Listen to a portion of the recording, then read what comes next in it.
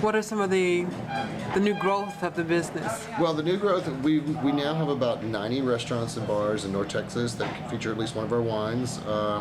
We turned our barrel room in Dallas into an event space, so we only do barrel aging in Fort Worth now. Okay. We can continue to expand in Fort Worth. It continues to grow each month, and we've had a solid growth here in Dallas. I mean, we're now 8 years into this. Very good.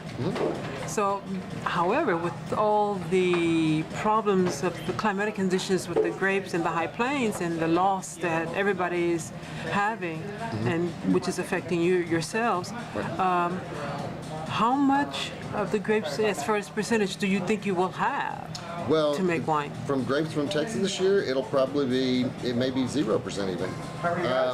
And that's unfortunate, but we can supplement that with, like I said, grapes from New Mexico and California. It's one of the, I guess, hazards of doing business in Texas is that the climate is so severe here. Like I said, we were looking at our best fruit set ever, and then the freeze came around and knocked most of it off. We still need another week to evaluate. We're going to make the determination whether we try to harvest anything at all. But about 80% of the crop was lost. 80%? 80% of our crop was lost, yes. Wow. So about 25 tons. Yes, it's a lot of fruit. It's a lot of fruit. It's a lot of fruit. 2012 was our best year as far as the quality of our fruit and the wine we produced. We haven't released any of it yet, but just from barrel tastings and the samples that I've tried, I'm probably the most optimistic with this upcoming vintage.